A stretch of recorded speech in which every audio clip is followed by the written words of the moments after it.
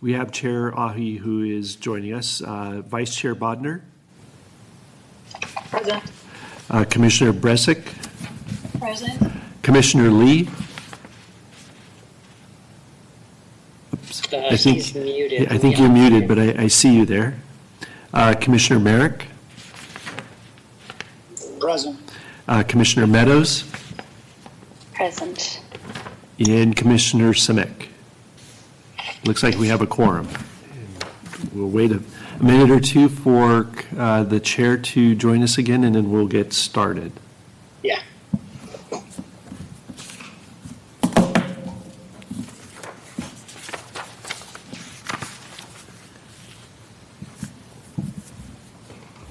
Someone identified themselves as. Can you identify yourself? Who's listed as number 1 on the conference call? Who is that? Hello? I don't know if you're referring to me. I'm on the call.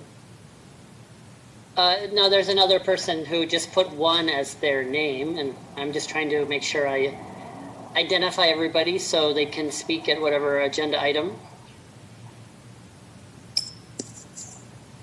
Hi, Guido, are you there?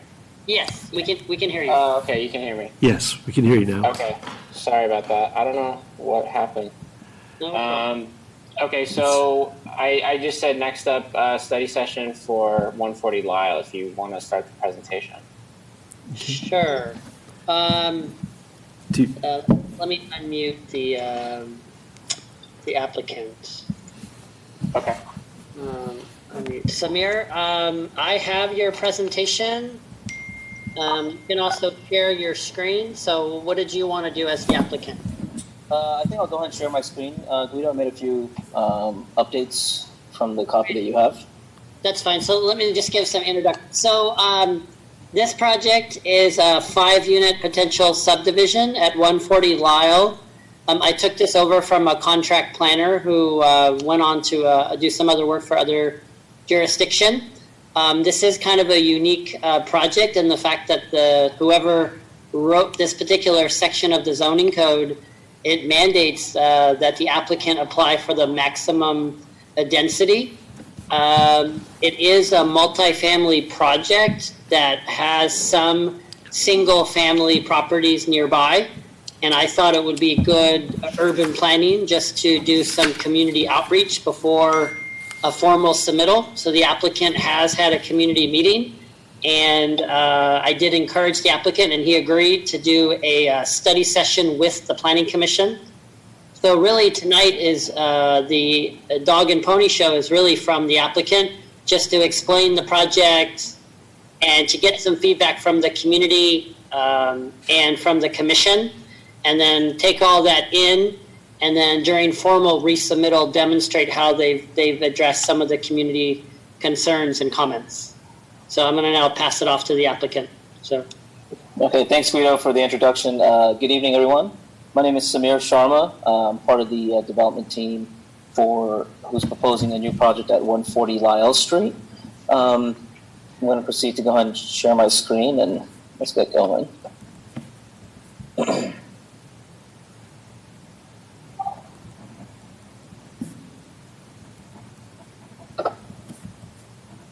Please let me know once you guys can see my screen, and then I will proceed. I can see it. Okay, perfect. All right, so here's just a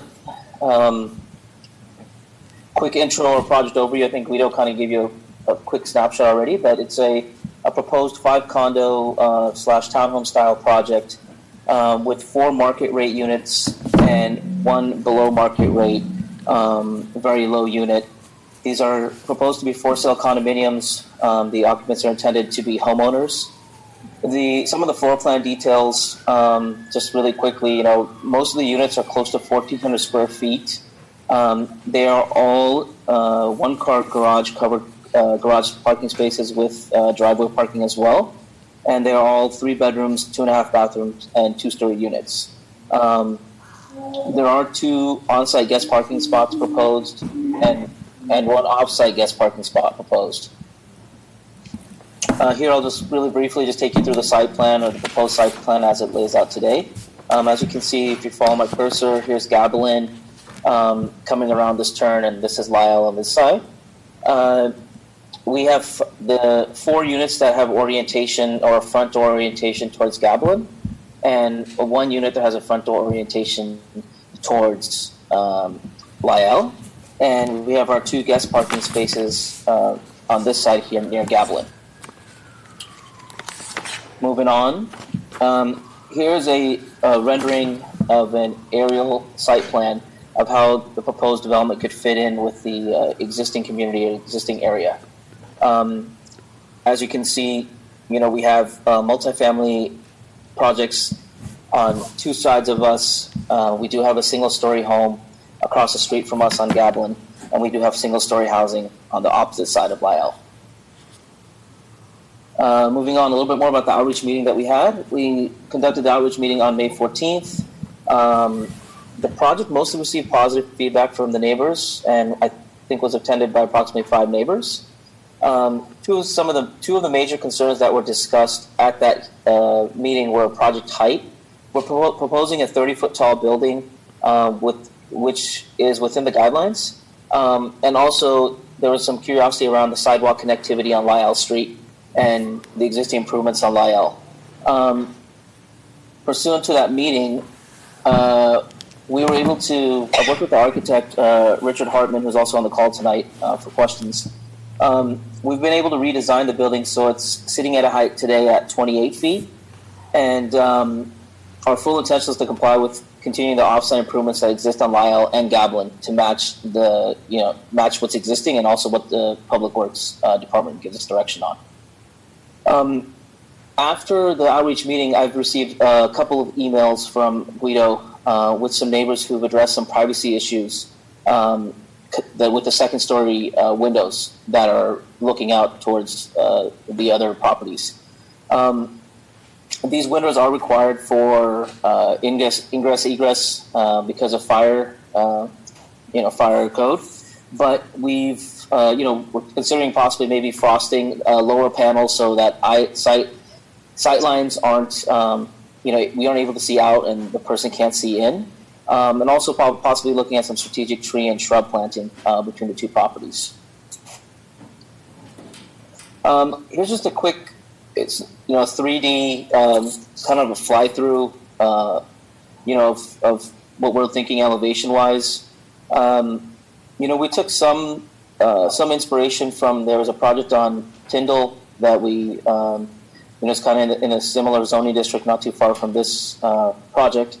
And we took some elements from there that we thought, we could apply here as well. And we understand this neighborhood has a lot of mixed styles and architecture and so forth. So we're trying to, go somewhere between today's modern aesthetic and somewhat more traditional aesthetic that does exist for some of the older buildings. This is going to be a little bit slow, so I'll kind of pick it up. That's fine. That's fine. Yeah, here you can see the 2 guest parking spots. Some of the material usage, you can see we have stucco, we've got hardy siding, and we've got batten board as well. So you got 3 different materials. We decided to use grids on the windows to achieve more of a softer look than just flat windows.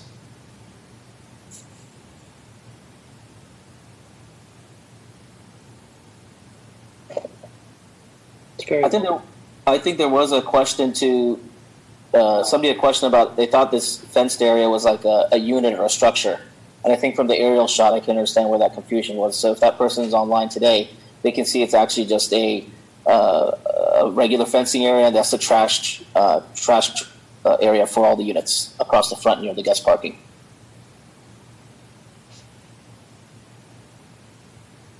Here you can see the rear of the units.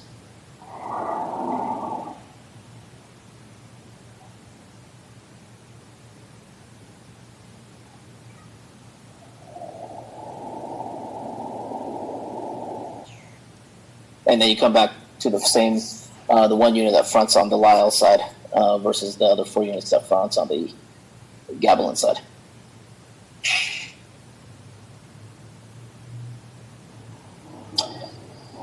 So this evening, we appreciate everybody taking the time to listen to kind of where we're at so far with the project and what we're proposing. Besides any other feedback that everybody would like to share, we'd also like to have some feedback on architectural style, exterior colors, and just the overall neighborhood compatibility.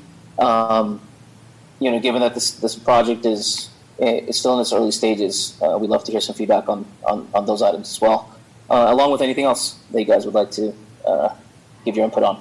Appreciate the time. Thank you. Great. Thank you, Samir, for that. Do any commissioners have any questions for staff or for the applicant? Phoebe, go for it. Couldn't find a little hand. Are the garage doors opaque, Samir, or are they glass as you've planned it now? Right now, I'd be leaning towards opaque.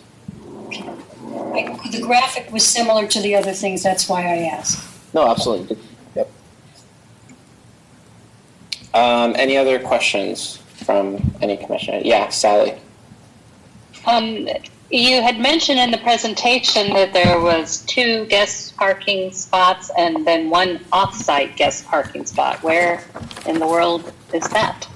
Correct. So, because we still don't have finalized Public Works direction, but we're basing that on another project that was also built on Lyell, where Public Works made them follow the curb and bring it in to create a parking spot and then follow the sidewalk through.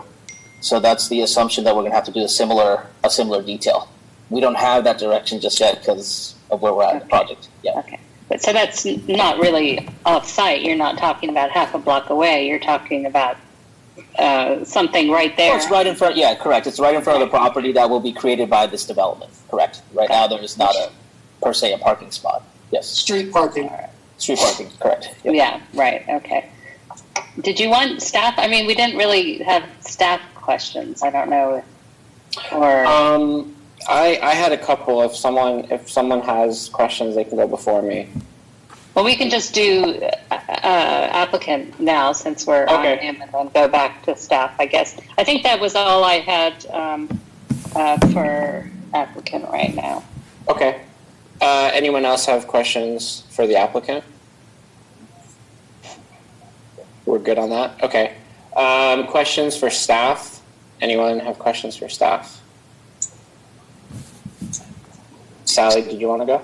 Go for it. Yeah, I think I know the answer to this one, but I'm going to ask it anyway. So, let me start off with what is the height of on Lyell to the right of this? What is the height of that development? The existing one? That I don't know, but I can certainly find out. I think we might have that. Let me see if I can pull up the architecture. Hold on one second. Yeah, it's on page T2. Okay. Let me just share my screen again. Give me one Those are second. the streetscape drawings. So it's about 27 or 28, I think, probably, or? Yeah. We'll be probably within a foot. It looks like now that we're at 28.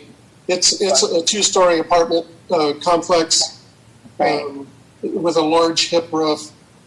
Sorry, Right. can everybody see my screen? I'm not sure if they can or not. Yes, Yes. yes, we do. Okay. That's it. So let me bring it down. Yeah. That's the apartment building. Yep. So.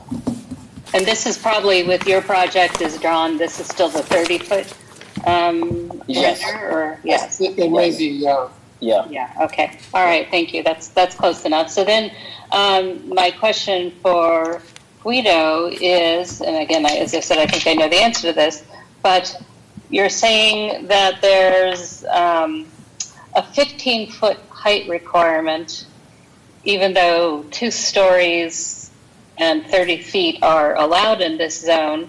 But so the question is that because there's 1 stories within that 100-foot or whatever the zone specifies? Yes, that's correct.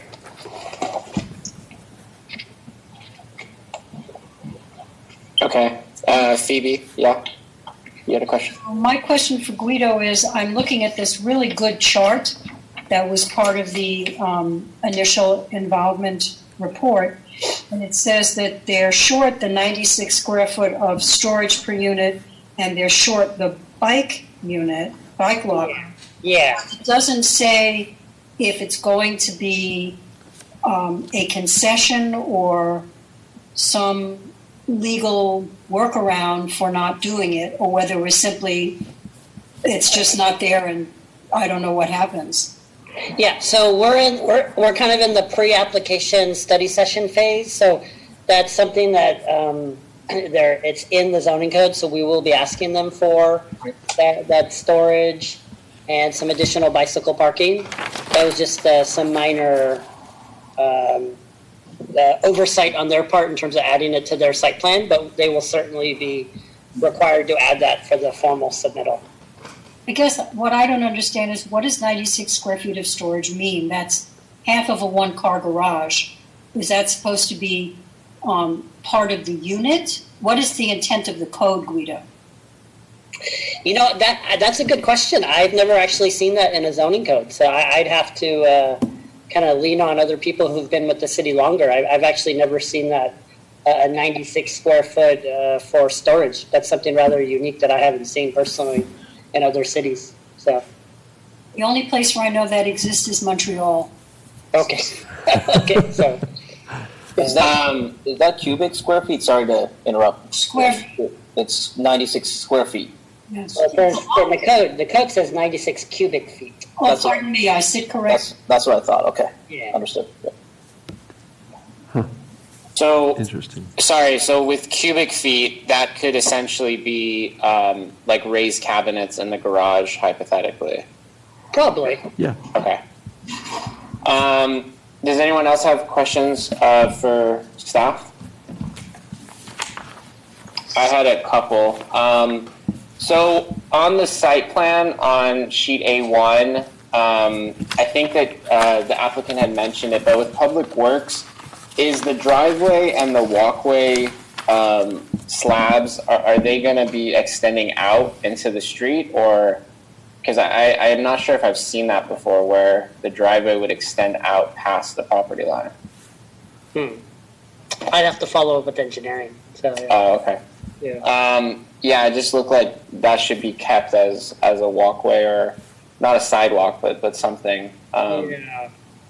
And then our ordinance, I'm not sure if I couldn't find it, but is there anything that says that the porches for units can go over setback lines? Because I know some cities will allow porches to go over. Is that something that Los Altos has, or not really? Yeah, let me pull up 14.66 of the code, because it does have, we were actually talking about that for another separate project in terms of if it's, let me just pull it up real quick.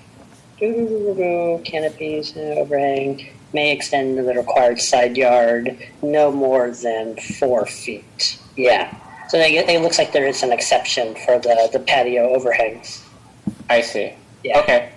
But 4 feet, you said? Yes. Okay. All right. Then other than that, those are my questions. Anyone else? Okay. So if not, then I will open up to public comment. I'm not sure who is on the line that wants to do public comment. Yeah, let me unmute everyone, Chair, Sure. and then people can unmute all. Here we go. Okay, so everybody is now unmuted on the call. So Okay. it is whoever wants to speak up first, and then they'll get 3 minutes to chat with the commission. Sure. Would anyone like to start? I'd be happy to start. Okay. If you could please say your name, and then you'll have 2 minutes. 2 minutes or 3 minutes? Oh, sorry, 3 minutes. I apologize. Okay. So my name is John Dare.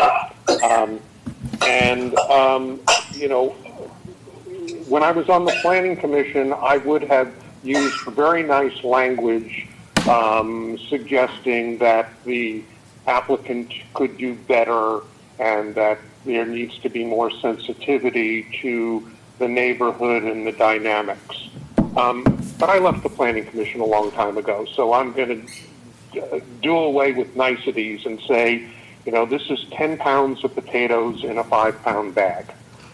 There's just too much square footage. There's not enough parking. This is a highly impacted area. The nicest side of this building is the back. The front facing Lyell is busy and ugly. The side facing Gabellion is not much nicer. And I would expect more and better. This is a street that is a major street for kids walking. There is no sidewalk. If any of you on the Planning Commission have walked that street, you will notice that cars are cheek to jowl on that street. And by putting in this new building, there's going to be even less parking for the existing residents who live on both of the streets. I think, it's incumbent upon the applicant to do, as I said, more and better. I think as a practical matter that the square footage of each of the units may need to go down if they want to maintain 5 units, but it's just too much. You're replacing a single-family residential with 5 units, each of which is approximately the size of the original house. There are privacy issues, there are congestion issues, there are design issues here that I think need to be improved dramatically. Okay, thank you for that. Is there anyone else on the line that would like to speak from the public?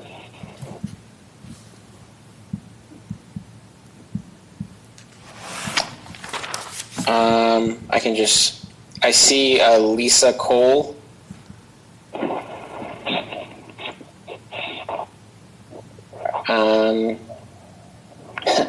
Anyone else on the line? This is Liz. Oh, yes, go for it. And I had submitted written comments earlier today, so I don't really feel the need to add more to that. Okay. No, I would certainly, I had privacy concerns, but I would also support the concern for the congestion and the parking issue, because parking is, because there's really only parking on one side of the street in that area, and so parking can get very tight very quickly already. Sure. Okay, thank you for that. Sorry, I didn't know if you wanted to speak or not. No, that's all right. Does anyone else on the line, would anyone else like to speak or have a public comment? Okay. So if not, then I will close the public comment. If you do have a comment, then just message in the chat, and then I'll see it and then give you your time if you need it. So I'll close public comment and then open up for discussion. Who would like to go first? If not, I'll call on someone. Phoebe, if you want to go. Not fair. I think Duho should go first on this one. Duho, do you mind? Sure. Okay. Yeah, I'll take a pass at it. I appreciate the comment made by the gentleman before, public comment, and I can sympathize with the immediate kind of context. But however, I do feel that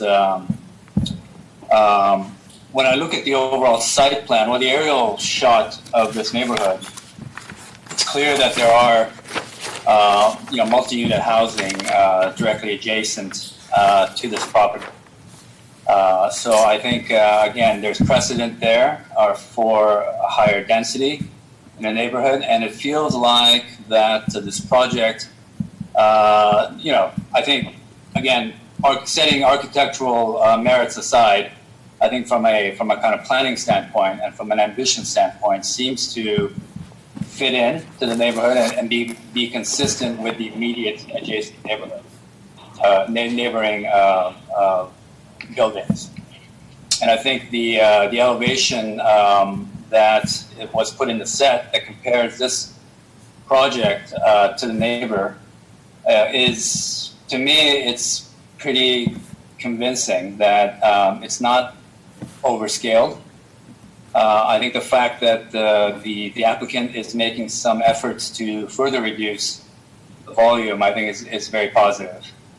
And I think in terms of the unit layout, again, I think the ambition is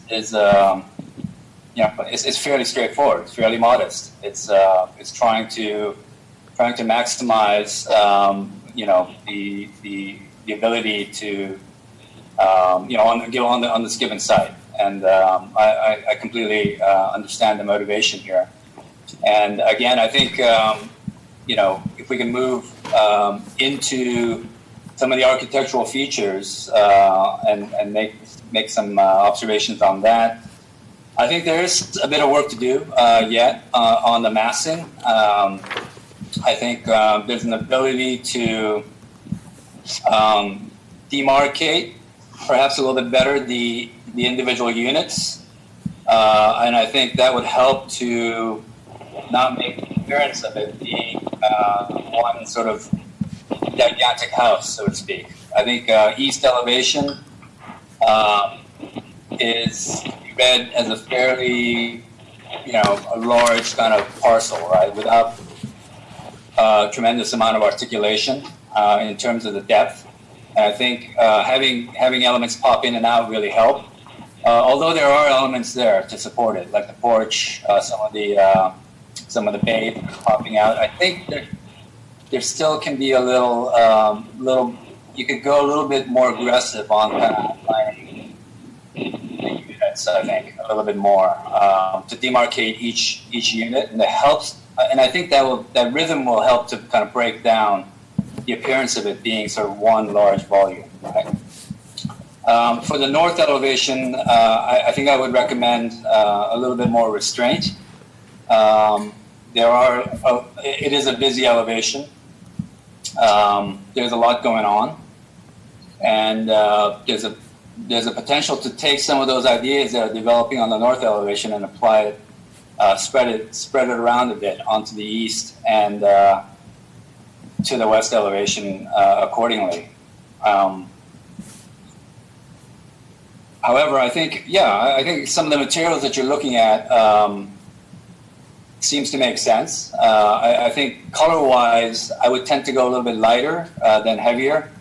Again, in order to keep the general appearance of this mass, to mitigate the appearance of it being a large mass. You might want to study inverting the relationship between a light sort of base reed and a heavier top, to see if it helps to kind of again provide more feeling of this volume being sort of lighter. I think that would help a lot. In terms of the overall kind of landscaping and the siding, I think it's to a certain extent. I think it's planned fairly well given that corner location, making sure that the driveways are and sidewalks are pushed, the walkways are pushed to the edges as much as possible, and keeping that corner less kind of developed. I think that's definitely a more safer planning, and I think that makes a lot of sense. I think it has potential, and I think given the fact that generally we need more housing in this area, it seems to make sense. I think this is a great opportunity to look at developing this parcel. I'll stop there. Okay. Thank you so much, Duho. Phoebe, would you like to go next? Yes, I just didn't want to go first. Sure. So I bring some historic information to this, which is I remember when the city upzoned this area. We were in desperate need of something that wasn't single-family residence. And this neighborhood, which was pretty much all single-family residents, was suddenly upzoned by that city council to what Guido commented on, which is requiring development to be the maximum number of units. So John Bear's comment about 10 pounds of potatoes in a 5-pound bag, that's what city council at that time deemed was important. And almost all of the letters that came from neighbors are discussing the problems that came from that, because in that neighborhood there are a lot of underparked multifamily structures, not on the street per se, but in earlier development. And I thought that Rick had done a really good job of getting a lot of parking in. With that said, as a sidebar to this, I don't think any of us know what's going to happen in terms of people using their cars. One of the outgrowths of COVID may be that there will be more people working from home, and maybe we won't have as much use of public transportation and people will have 2 cars, or maybe they won't use any cars at all because they won't go anywhere because they'll be staying at home for the next foreseeable future. But one point that Duho made that was very important is it is a really crowded neighborhood, crowded with cars, crowded with structures.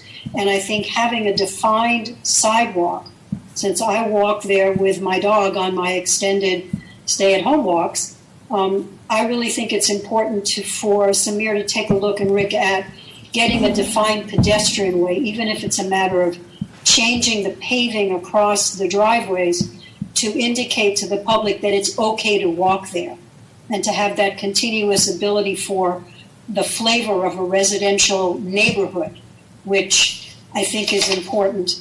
So I echo Duho. I think that in terms of getting 5 units on here, it is very robust and it is undifferentiated, and it may be that to differentiate the individual units more so that you don't have that feeling of a continuous large-scale hotel on the highway is to break up things on the roof plane a little more, not just with the gable dormers, but also maybe with the heights individually.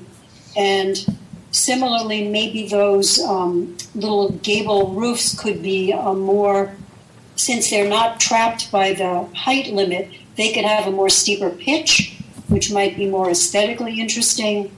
I think as the outside, when you're looking at it, I know Samir pointed out that they put mullions in the windows, but I think Rick should take a look at having a style of what those mullions mean. And I'm not saying go colonial, but I am saying that this is kind of a gender-neutral window division that doesn't have a style.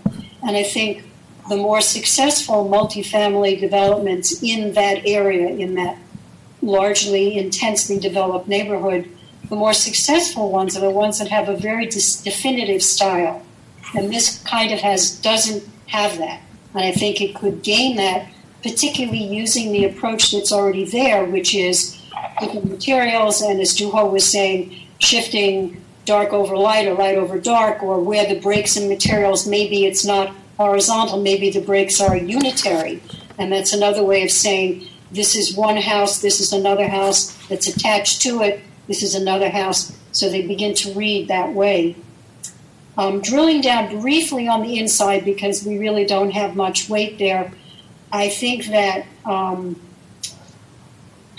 if you put 2 sinks in a 5-foot vanity, there's not any storage. And I think that storage in these relatively small units is critical. And if you're not putting in 96 square feet of storage somewhere, I'm afraid the garage is going to become a storage room. And therefore, I think it would be a good approach to look for wherever you can get extra storage in at small scale, so people have a place to put a broom and have a place to put linens in a closet. And it might be, for example, in Unit 5, the master bedroom could give up 2 feet in length and have a wall of storage in the hallway. that means that those people would have a place to put their stuff, and therefore they could park in the garage.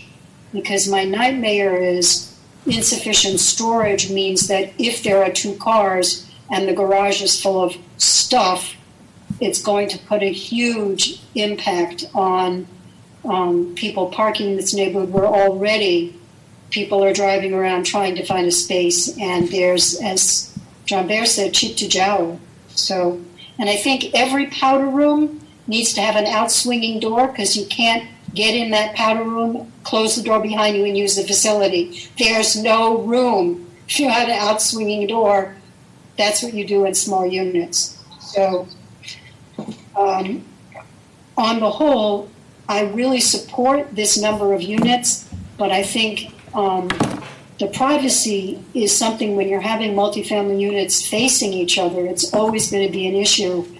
We once had a public speaker who came to a meeting and said, I just have 2 words for you, window coverings. Because at a certain point, if you grow up in a city, you don't expect to have your window facing an open area.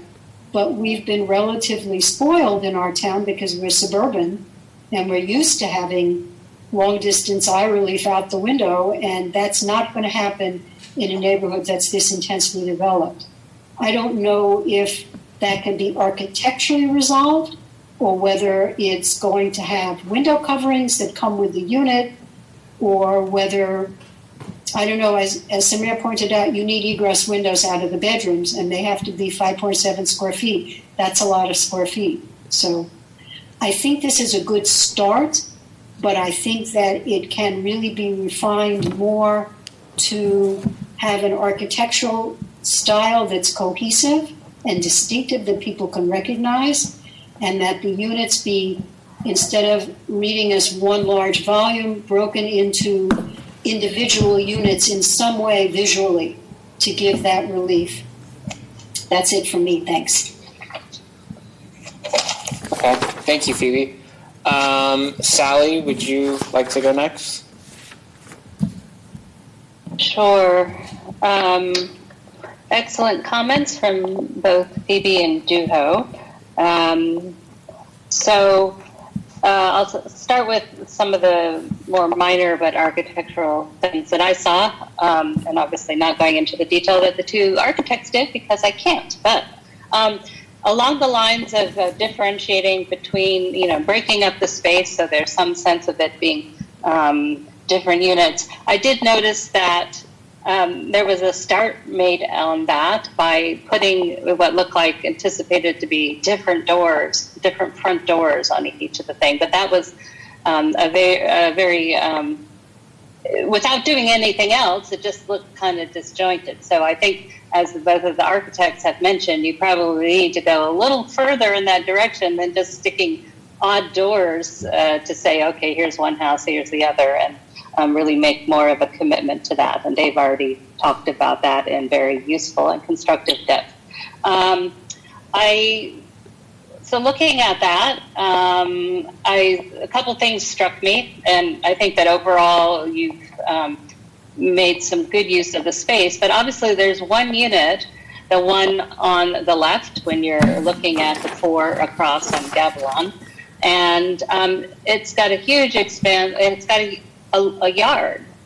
None of the other units really have a yard. So there's a lot of space there that presumably it would be reflected in the price, but isn't there some other way to utilize that and perhaps bring out some equity amongst the open space that each of those units might get? And in particular, I was concerned looking at the back patios of at least the 4, maybe not the 5, because that one along Lyell is situated differently. But I wasn't sure that you could even get out of that backyard. Doesn't there need to be some egress from the fence? I mean, you're stuck in there. So I don't know if you can work with the sort of the placement. Of course, you're constrained by providing the parking that is required, which you've done, albeit as it's a tandem parking situation. But it was really kind of an inequitable or unbalanced distribution of open space. So I don't know if you can work with that to fix things there, or maybe create what you need to. So, for example, going to that storage space and bike space, that's we're definitely going to need to see that when you come, and so maybe you can get some of that space there.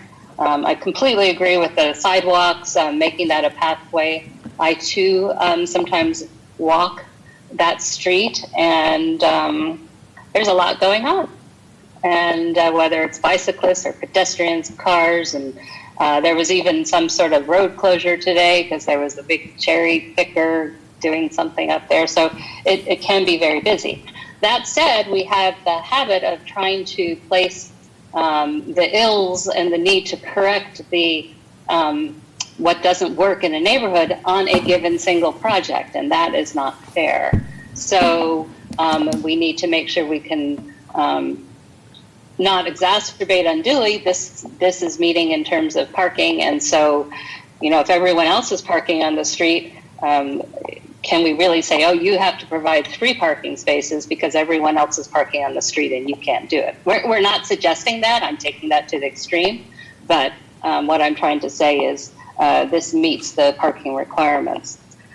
So moving a little bit more, and I think stylistically it could be made to look, and maybe it will, we're disadvantaged, we don't have a materials board, we're looking at some drawings, and I must admit I'm not getting a good sense of the dimension of the materials and how they may or may not work together. But it's an eclectic neighborhood, but it's also a little bit more rustic, and so it could potentially be toned down. Again, with the caveat, as I just said, I'm not sure I've got a good feel for what you're creating there. So I think one thing that's important to note is that idiosyncrasy potentially of this zoning, and I don't know when that upzoning that Phoebe mentioned was put into place, but I don't know why the 2-story sort of standing in Lyell to the right of this place, they're also across the street from 1-story. So why are they allowed to be a 2-story? Or the place to the left of it if they're standing on Gavilan? So again, the zoning changes, and so maybe they were compliant with that, or they were given an exception. I don't know. But to me, it's rather capricious to say that this, and no one has said this, but I think it being a 2-story is actually more consistent than the existing property on that lot right now. One of the things that I think is worth mentioning is that at 20% affordable housing, the applicant could actually ask for a lot more. So we also have a habit in this town of getting ourselves worse outcomes by not correcting and getting the best deal out of the negotiation for a property development that comes in front of us. So a 2-story, 5-unit, sufficiently parked development is actually a good outcome. They haven't asked for a density bonus. They could come in and ask for a 3rd story. They could provide more affordable housing and even go higher from there. So this is actually a proposal with potential, and we've been coming out behind when we don't work to try to make the best of what can become a good proposal. And so I would suggest that if we try to work with all the feedback you're getting tonight, that you actually could provide a benefit in the neighborhood, particularly relative to what kind of proposals we could get. I'm done, I think. Okay. Thank you, Sally. David, did you have any comments? Yeah. I liked it clearly more than everyone else. I thought the drawings looked good. I'm not an architect.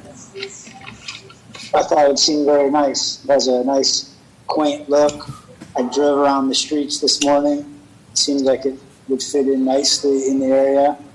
appreciate the neighbors have the normal complaints. But I don't know if it could be made prettier and better or not, but I certainly am less critical of the aesthetic than everybody else.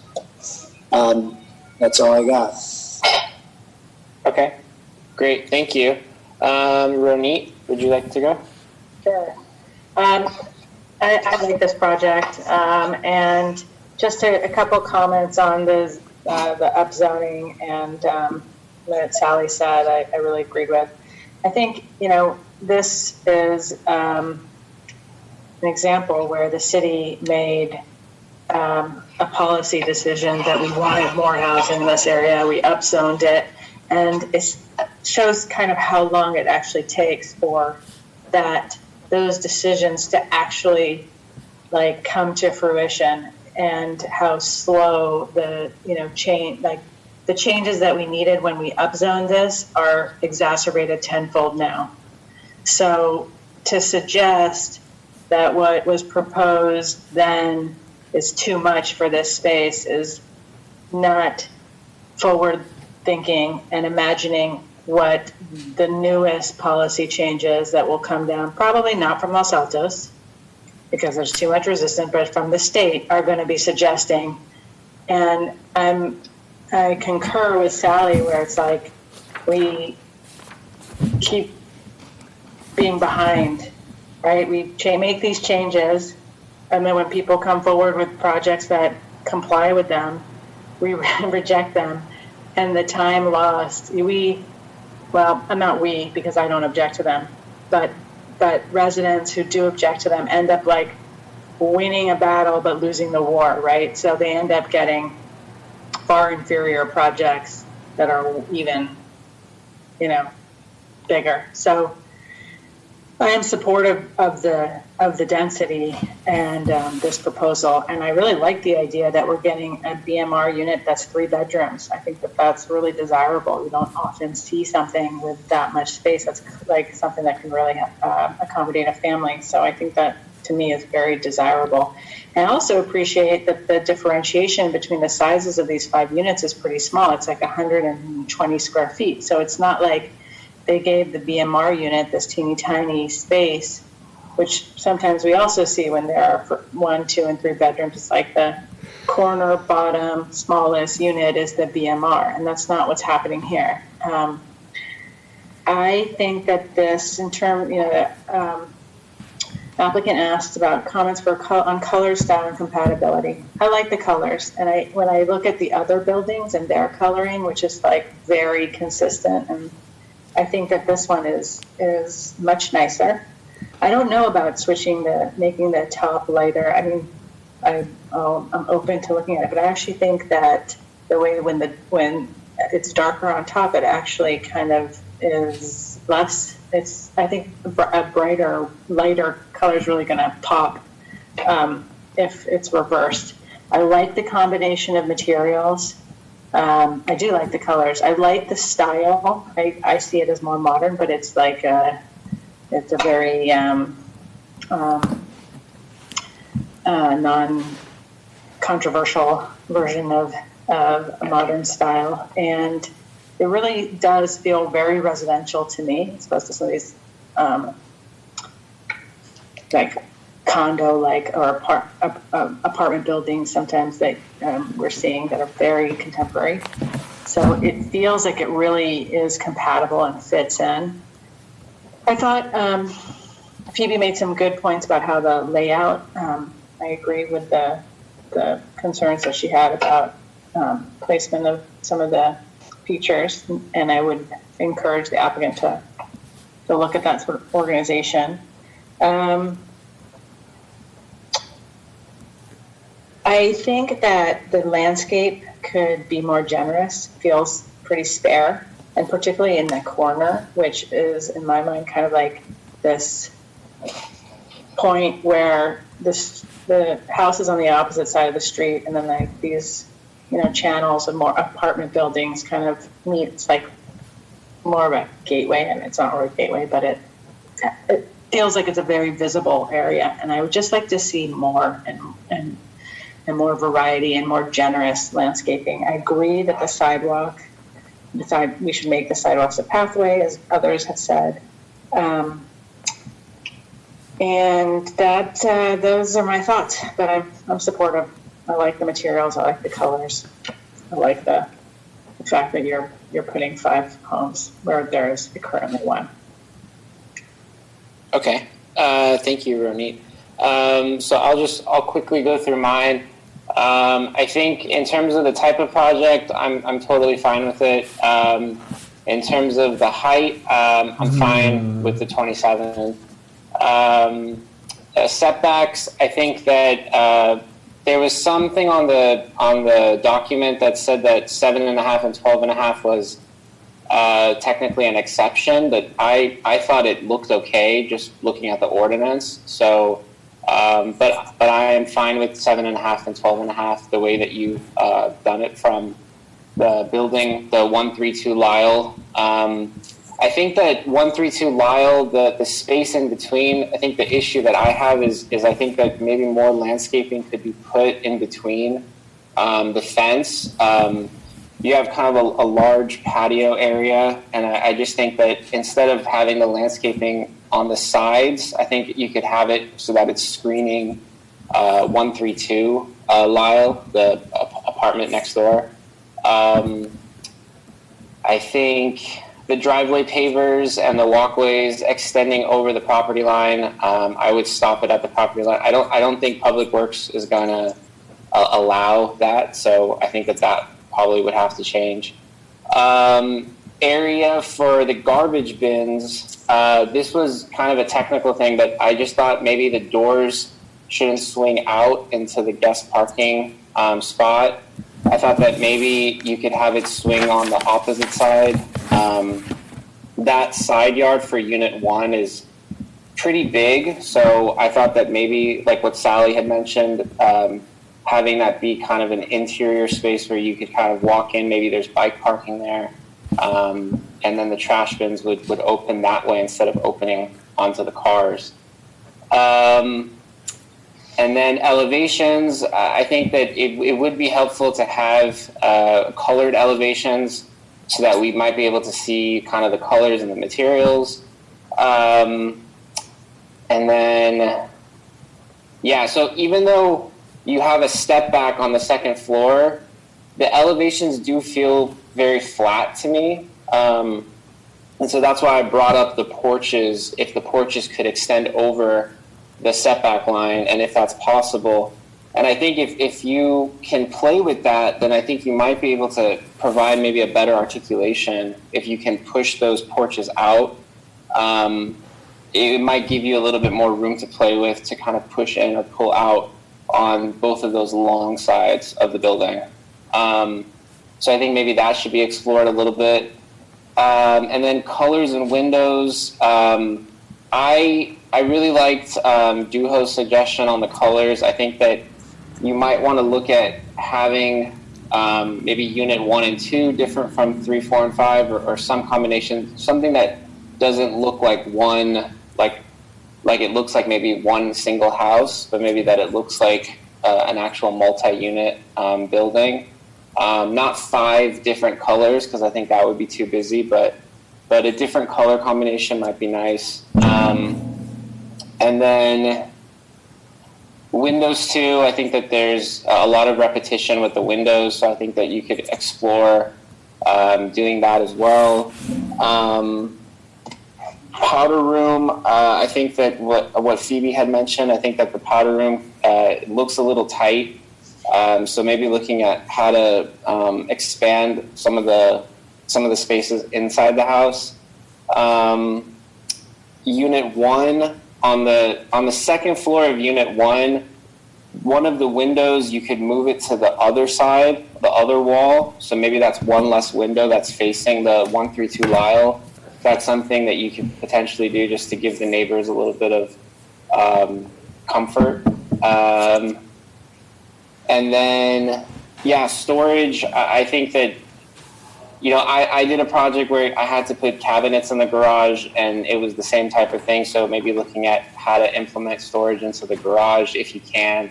But, if it's in the house, that's better. But I don't want to take away square footage of the units because I know you're already pretty tight on that. So yeah, other than that, I think just exploring different elevation techniques, different ways you can kind of articulate the building. And that's pretty much all I have. Yeah. Okay. So Guido, this just basically kind of moves towards the next phase. Yeah, so I have a comment letter that I've prepared for the applicant. They've seen it. I'll probably update it to include the comments that we heard from the virtual community meeting. And then once the Planning Commission meeting minutes are formally adopted, those will be put in my letter. And then that'll all be packaged up and then given to the applicant. And then their charge is really to address the community concerns, address the comments heard from the commission, and then formally submit. And then have go towards the process of formal public hearing. So. Okay. So I'll just quickly ask, do any commissioners have any last comments that they want to give the applicant? Okay. And then for the applicant, do you have any questions for us, or are you kind of, do you understand kind of what we gave? No, absolutely. I'd just like to thank everybody for their time and appreciate all the feedback. It's going to be very helpful to help us move the project forward. There is a requirement for a detention basin. So that space that we all see, that's a nice big yard. Once the civil plans are fully developed, a lot of that space will actually be taken away to have the stormwater treatment handled correctly on site. But anyway, that's just a small little detail, so that way everybody's aware of as well. But no, perfect. I really, really appreciate the feedback. I think it's very good and very helpful. That way, when we come in, hopefully the project is aligned with what everybody's expectations are. So. Yeah, some years ago I had done a 3-unit on Cuesta, and I tried to make each unit look like its own house, even though they're all attached. And the Planning Commission was very split. They wanted it to look like a single building, not individual buildings. To see this come around again is, I'm getting old, I think. It's kind of nice to see that maybe now I can differentiate them. Because each person is going to purchase this, and they would like to say theirs is the unit with something, and not, oh yeah, it's the 4th door down or something. So I really like the idea of being able to differentiate each unit, even though that wasn't really allowed in the past, but everything changes, so that's good. Yeah, and also, sometimes changing the type of door or the type of garage door or the color of the door, some stuff like that can subtly individualize but not overpower it. But yeah, I think that's good. All right, if that's it, then thank you so much, and we'll look forward to the next iteration. Thank you, everyone. Thank you. Thank you. Mayorus, before you go on, you forgot to ask if anybody on the call had items that were not on the agenda. So you probably.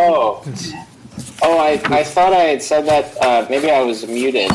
Muted, so. Oh, I'm sorry. I don't think we have anyone. I don't think so either, but Jolie wants to make sure you follow. Sure. Right. Yeah. Okay, so I think that the next item was supposed to be the zoning text amendment, but I think that is canceled. That is true. So, okay. 2 weeks is kind of a quick turnaround for planning departments. As soon as the last hearing ended, literally that night, I started working on the revisions that I heard, and then we published it, sent it to the state, and then the state actually got back to us pretty quickly, but it's just with the 2 weeks, and then we're on the 980 work schedule. So and then the holiday. So I actually didn't get to meet with them until late Tuesday. No, I got their comments Tuesday, and then had a conference call with them yesterday at 4. And so, theoretically, we could have brought some of the changes, but John and I felt it was better to take one final walkthrough, have legal look at it one last time, and then hopefully, fifth time is a charm with the commission, and then get it through commission. This has been thoroughly reviewed by the state. As you're aware, we did get a letter from an attorney challenging us, so we had to be super cautious. And so that's really the cause for the delay, just having the state look at it, having the attorneys look at it a couple times. And so we're confident June 18th, the commission will be able to recommend adoption. So. Sure, sounds good. Okay, so we'll wait for that, and then I accidentally skipped the Planning Commission minutes on the consent calendar. Mr. Chairman, just a couple of things. I think you should open up public comment just to allow. I think we do have at least one person that I'm not familiar with, and see if they have comments for the commission that are for items not on the agenda. Oh, okay. Yeah, sorry about that. So I'll open up public comment for items not on the agenda. Would anyone like to speak?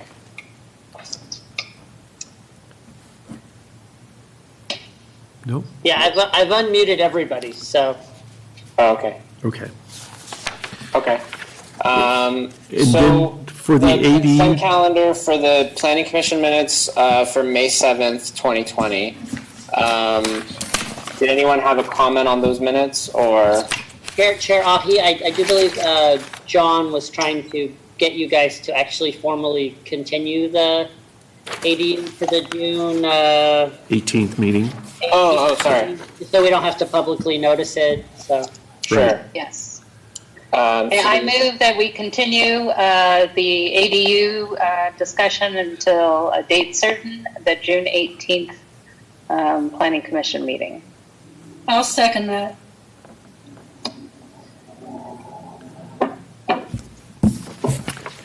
So roll call vote. Chair Ahi? Yes. Vice Chair Bodnar? Vice Chair Bodnar? She's muted. I don't know why she's unmute. Oh. Did you? Up there it is. Can you hear me? Yes, we can hear you now. Commissioner Bresic? Yes. Commissioner Lee? My volume enough? Yes. Commissioner Merrick? Yes. Commissioner Meadows? Yes. The item is continued. Thank you. Okay. So I'll just quickly, the Planning Commission minutes from May 7th, I think Sally had a comment about the minutes. Yes, I just have a couple comments. So on page 3 at the top, it says, let's see, Commissioner Meadows further mentioned, let's see. The basement. Yeah, that mentioned that a basement ADU is not limited to 1,200 square feet because the language, or because the zoning language is exclusive of basement square footage. So I just think maybe that clarification would be helpful. That was the point. But then at the bottom of page 3, is it page 3? The last, maybe I have the wrong page, I'm sorry. Page 3 of 7, sorry. Well, let me go on then, because I must have the wrong page number. There was, I apologize. I usually hate paper, but for these commission meetings, I much prefer to be able to write on the actual pages where there is, so I actually not finding it, so I don't want to hold everybody up, so. Okay. Chair Ahi, we do value all the commissioners' comments. If the commission is going to recommend approval, if the motion could be stated so that if after the meeting Commissioner Meadows edits want to be incorporated by staff, we would gladly accept those. I found it. Sorry, it is on page 3. It's the last bullet there, which is mine. I should have found it right away. But we talked the whole Walter Chapman thing, and I asked why it could not be done. And the way it's written makes it sound like anyway. So I asked why it could not be done. I know that's not significant, but I felt it helped with what my intent was. And then I wanted to mention one thing, Guido. I think we had continued 1 minute from a couple meetings ago, and then you had brought those back, and so you may have felt that we were asking for a whole lot of detail in the minutes, and so these were very detailed, and I thought overall very well done, but I don't think we were necessarily trying to tell you to go to quite this level of detail, so call us inconsistent. But so you can back off a little bit, but I think what we objected to in the minutes a couple of meetings ago was that there was sort of random things thrown into the minutes that didn't really represent the the discussion that went on. Understood. So I'd be willing for you to back off a little if you wanted, but thank you for trying to accommodate. No problem. Great. Thank you. Thank you. Okay, would someone like to make a motion then? So I move that we accept the minutes of, May 7th. Am I right, guys? Mm-hmm. Yes. With any additional edits that commissioners submit to staff afterward being accepted as well. I second. Okay. Chair Ahi, Yes. Vice Chair Bodnar, Yes. Commissioner Bresic, Yes? Commissioner Lee, Yes. Commissioner Merrick, Yes. Commissioner Meadows. Yes. The motion passes 6-0. Okay, thank you so much. So now, commissioners' reports and comments. Does anyone have any report?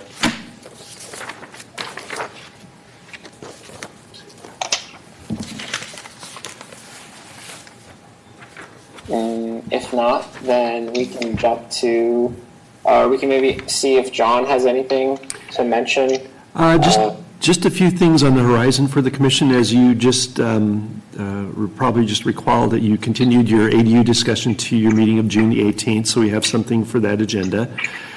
June 23rd City Council meeting, the use permit for St. Simon's School that included design review, a variance application. That's going to be considered by the council meeting again on June the 23rd. June 30th, the consultants that are developing our objective standards, we're going to have a meeting with the City Council and Planning Commission. We're going to be doing a presentation on the input that they've received from stakeholders and the findings. They're doing some analysis of sites out there and the existing zoning regulations, so they'd like to share that information with you and get your feedback and then move forward based on the feedback that's provided. And that's kind of it for items on the horizon right now. Okay. Sorry, John, the meeting with the City Council and the Planning Commission with the consulting, when is that again? That is June the 30th. I don't have a time for you yet, but okay. It's going to be a special meeting. Sure. Okay. I think that's all. So, sorry. Yes. I wanted to bring up a point, and I think there might be others that are I'm having technical difficulties, and some of them, Guido, you might be able to address. Like Ronit had to ask for the link today. What I find Guido, are you on the line? Yes, of course. Yes. Yeah. Okay. Well, okay. Thank you. I just couldn't see. So, if you accept the meeting invitation disappears, and you send it in an Outlook format. Right. And I don't use an Outlook calendar. I know we have one through our city thing, but I don't use it. So let me explain it, because I don't actually even see a meeting invite. I use Outlook. So if you accept the invite, then all the information goes away. Is that what you're saying? Yes. Yes, it goes into the trash unless you use the Outlook calendar and then it populates, but I don't use the Outlook calendar and that's a city. Oh, yeah, because I use Outlook all day, every day, so that's why, okay, Now got I'm understanding why I keep feeling Yes. like. Okay, So what I can Send do, what I can do is I can send it via Outlook and then maybe send a separate, all the information in a separate email. Would that help out the group? All we Yeah, need maybe- is the link. We Yeah, need, maybe a separate email with just the link to the Yeah. meeting. Okay, okay. Guido, this is Anita Enander. The same thing happens for all the council stuff. As soon as you reply and accept the meeting, the email disappears and you can't find it. Oh, Yeah. so that's why, okay, yeah, because it was popping up on my calendar and I wasn't clear. Okay, understood, thank you. And everyone, but we don't all use that calendar. So it's not, we're not picking on the planning commission. It's happening to all of us. Okay, but does everyone realize that on the agenda is the login number? And if you go to the Ring Central site and it asks you for the, there's a button that allows you to I join. noticed that today. Join meetings. If you plug in that Yeah. ID number, it's a that's the link. 10-digit number. That'll Right. take you into the meeting as well. But it's still most helpful to have it in each of our calendars, and we Yes. all use different calendar formats. And so, an email with the The link. text that doesn't disappear, so we can copy and put it Okay. in our own calendar would be Understood. helpful. We can do that And for sure. Yeah, and then I just have problems with the email in general. I'm actually able to get, for some reason, I can get my city emails right now only on either my phone or in my iPad in the Outlook app. But I can no longer, it periodically dumps me off my computer mail server client or whatever you call it. And it also, I can't even log onto webmail. So it is very difficult for me to see my emails. I don't know why it dumps me out of the computer all the time, but I just cannot get back in. I cannot validate that account. It's not just you. I've been talking to IT for months. I can only get on an Outlook, and so I have told staff that if there's something that's timely, they need to send me a Gmail to my Gmail address and tell me to go to Outlook because I no longer get it in my normal inbox. And the IT guy has no idea how to fix it. So okay, so Okay. for the commission, because I'm at home, I have access to most of my city stuff, but if you want to send me an email with your private email, I can send it to both your city as well as your private, if that'll help out the group. that would help a lot. Okay. So if you want to just shoot me an email of. I would say we can do that, but that's not ideal. Right. Because then we're getting our emails on our personal, which makes everything discoverable. The Discoverable. whole point of having city emails was that if there's a request for information, they get the city email box and there. Yes. But if you start sending that stuff into our personal ones, Then, as you know, it's just not a good idea. I had the same issue, but the IT individual from the city was able to help me to rectify Well, it. I'll try it again then. Something that you might be able to do is like, you know how an email can just automatically be forwarded to another email? Right. Phoebe, who are you dealing with in IT? Let me look on my phone and I'll tell you who it is. Actually, we should ask Duho who he was dealing Yeah. with. Yes. Try to dig out a record of my email. Did it involve, was the trick the Microsoft Authenticator program? Does that allow? Yes, I think It they was. had to reset it. They had to reset it, yeah. I was talking to Andrew and he was unable to help me previously. Okay, well, we will get in touch with IT again and get them to start afresh on getting everyone's emails up and working. Great. Thank you, John. You're welcome. Sounds good.